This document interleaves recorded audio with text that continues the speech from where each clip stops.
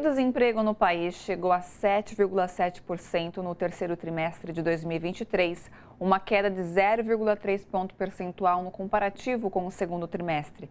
Os dados são da Pesquisa Nacional por Amostra de Domicílios Contínua, a PNAD contínua, divulgados pelo IBGE e que mostram também que a desocupação caiu em 3 estados no terceiro trimestre. E sobre o tema, conversamos agora com o diretor técnico do Diese, Fausto Augusto Júnior.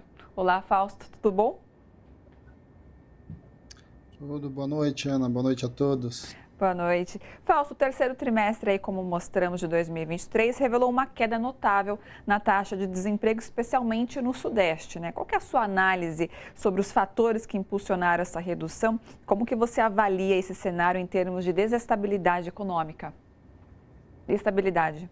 Então, Ana, esse dado é um dado importante, mas mais importante até do que a queda propriamente dita e o tamanho da queda é a sua trajetória. A gente está com uma trajetória de queda na taxa de desemprego, quer dizer, cada vez que o índice é divulgado, a gente tem uma taxa menor, e isso é bastante importante. Isso quer dizer que você está abrindo novas ocupações, ou seja, a taxa de desemprego, a taxa de desocupação vem caindo no país de maneira sustentável. Ao mesmo tempo, um olhar mais aplumado, é importante olhar que nós começamos a gerar emprego formal, o que é um dado também importante quando a gente vai analisar o mercado de trabalho.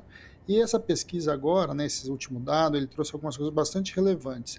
Uma delas é que diminuiu o número de pessoas com o que a gente chama de emprego de longa duração, ou seja, as pessoas que estavam desempregadas há mais de 2 anos. Isso também é um dado importante, porque essas pessoas que ficaram muito tempo desempregadas estão conseguindo nova realocação. Quando a gente olha aí para o cenário, em especial agora na região sudeste, esse é um outro indicativo importante. A região sudeste, onde tem o maior contingente de trabalhadores, é uma região bastante complexa, com uma economia complexa, e que de alguma forma a queda da taxa de desemprego de maneira bastante expressiva, em especial aqui na região de São Paulo, foi importante e decisiva para esse movimento. Tudo isso vai indicando que nós estamos num processo de recuperação econômica e, ao mesmo tempo, de reorganização do próprio mercado de trabalho. É claro que está muito longe do que a gente precisa, né? A gente tem muito que avançar, em especial com relação à informalidade, que ainda continua bastante alta em nosso país. E Fausto, você mencionou sobre a quantidade de pessoas procurando empregos há mais de 2 anos, né, que mostrou aí, no caso, uma redução. Como você interpreta essa mudança e que medidas podem ser implementadas, né, para sustentar essa tendência positiva? Bem, para você continuar com a taxa de desemprego baixa, avançar ali na geração de postos de trabalho, nós precisamos ter crescimento econômico e nós precisamos ter política ativa de distribuição de renda. Certamente a questão da política de valorização do salário mínimo tem contribuído para aumentar o comércio, para aumentar a venda, para aumentar a produção, para fazer a economia girar em vários lugares do nosso. Mas é claro que nós vamos construir isso de maneira mais sustentável, de maneira mais longa, que de alguma forma passa por taxa de juros mais baixas, passa por maior taxa de investimento e, de alguma forma, ampliação da distribuição de renda e melhoria da renda. Um dado dessa pesquisa também mostra que nós estamos crescendo a renda, mas muito aquém da necessidade. Nós estamos com uma renda equivalente a 10 anos atrás, ou seja, o Brasil precisa ampliar a sua distribuição de renda, ampliar a renda média do trabalhador, para que de alguma forma o mercado de trabalho possa ser retomado e ser reativado de maneira sustentável, principalmente no longo prazo. Porque, em falar sobre a questão do emprego, Fausto, mostramos há pouco sobre a desoneração, né? Eu gostaria que você desse a seu ponto de vista, fizesse uma análise sobre esse tema, inclusive sobre a questão do emprego, né? Há um burburinho aí no mercado, se há essa grita no mercado, se há verdade, há motivos, né, para que isso aconteça. O debate da desoneração da folha é um debate bastante complexo, né? Porque nós estamos falando de custos sobre o emprego, de certo modo, mas ao mesmo tempo nós estamos falando de desoneração, ou seja, retirada de recursos da Previdência.